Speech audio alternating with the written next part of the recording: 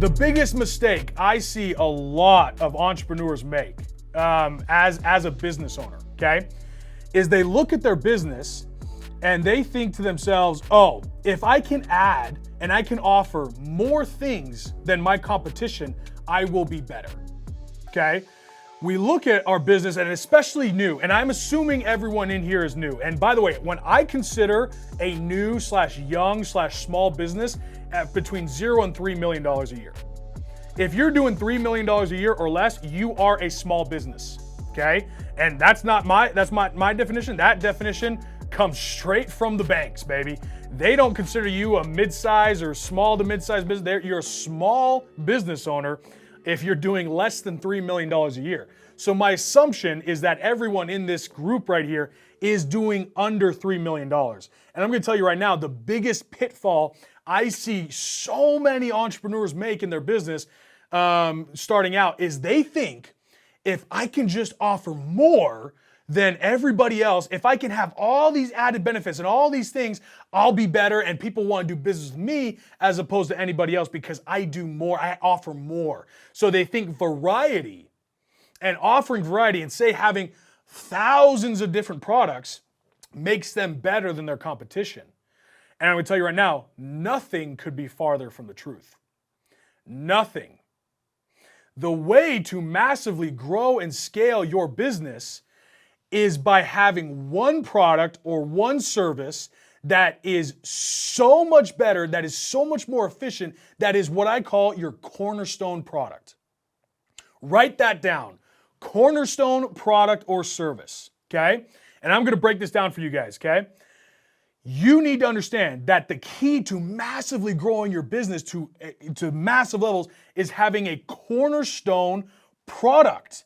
Not having as many products as you can, not having all the variety, like, oh wait, what if I have people come in, but they wanted this and I don't offer that yet? Who cares? Who cares? You don't have time to worry about that. That's not your priority. You can do that later. What you need to understand, by the way, I'm talking to you about getting to 3 million plus a year.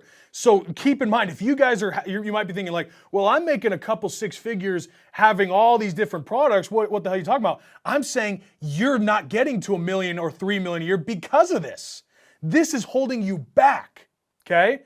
This is what's actually holding you back from hitting this. By the way, when you understand this, this is how you get to 10 million a year.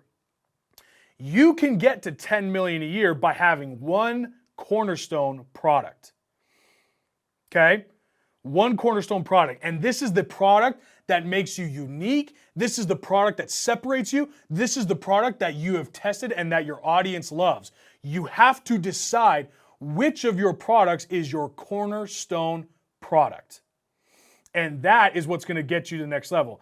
Let me explain it from this thing, okay? So I'm gonna draw this up for you guys here, okay? Put yes in the chat if you can hear me. We just switched over to the screen. Hello. Oh, is that backwards? Is that backwards for you guys? It's not backwards? Okay, it's backwards for me, but as long as it's not backwards for you. Okay, good. Okay, sweet, good. Okay, here's what I'm actually trying to get at for you guys, okay? And it's the difference between funnels versus websites. Now, I know I just talked about cornerstone product, and now I'm talking funnels versus websites. What the hell's the difference, okay? How many of you, put in the chat right now, how many of you have ever had thought, what the hell's a funnel?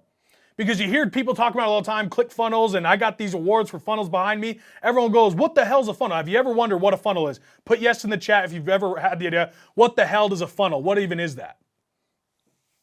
Okay, good. Because guys, you need to understand, I throw out these things all the time, and I forget that we don't even understand just the basics, okay? So I want you guys to understand, what's the difference between a funnel and a website? And this is what I'm breaking down for you guys here today. I am literally going to unlock for every single person here. My goal is for every person here to understand the difference between a funnel and a website and which you use which one for and what you need to put your focus on, okay? So let's get back to it, okay? Funnels versus websites. Thing you need to understand about a funnel is a dedicated sales page for one product or one service. Now, if you guys can't read my handwriting, too fucking bad, because that's how I write, and I'm not changing it for anybody. So who gives a shit? Just squint really hard, and it'll reveal itself to you, okay? Sales page. It is a dedicated sales page to one specific product. And this is why I believe Russell Brunson will go down in history as one of the greatest marketers of all time, because he understands this better than anybody else. He understands that as an entrepreneur, especially as a young entrepreneur, in order for you to hit, see over here, your first $1 million in sales, you don't need a fantastic website.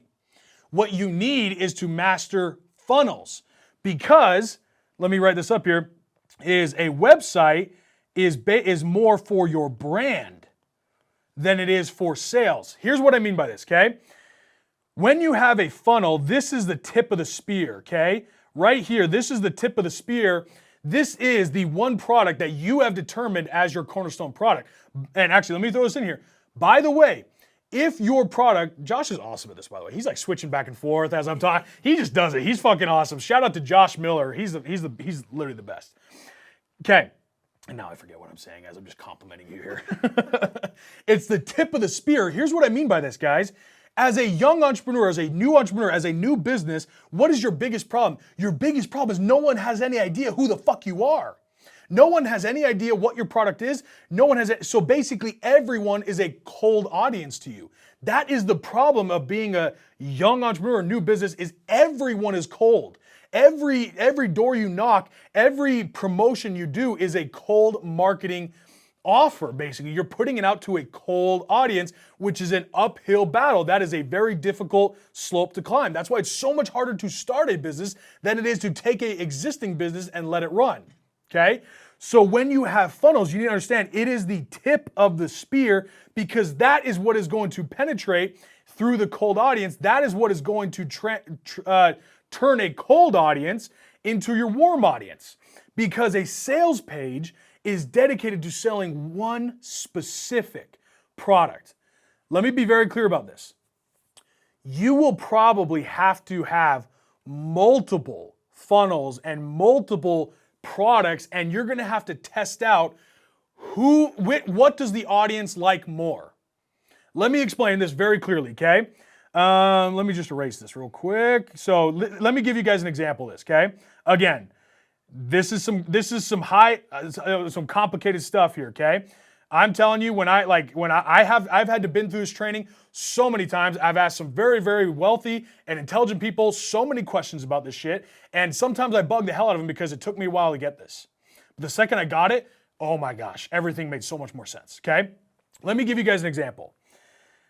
GoPro is probably my favorite example of this, okay? GoPro has one cornerstone product. Their entire business is literally built around the GoPro camera. That is their cornerstone product. When they launched their business, they launched the camera. They didn't launch all their accessories at once and everything that GoPro can do and all this. They launched one specific product, and it was the GoPro camera. That was their cornerstone product that they put all of their money into, because as a tip of a spear, they were putting all their money into one product to spread it across the world as much as they possibly could, okay? So the GoPro is their cornerstone product. And after that, they added on cases, right? Then they added on mounts. And then they added on, oh shit, now they even are getting into like microphones and vlogging shit, and they just keep going and going and going and adding on to their cornerstone product. So they're constantly adding things to their cornerstone, but they never get outside of what their cornerstone product actually is. Here's another example of this.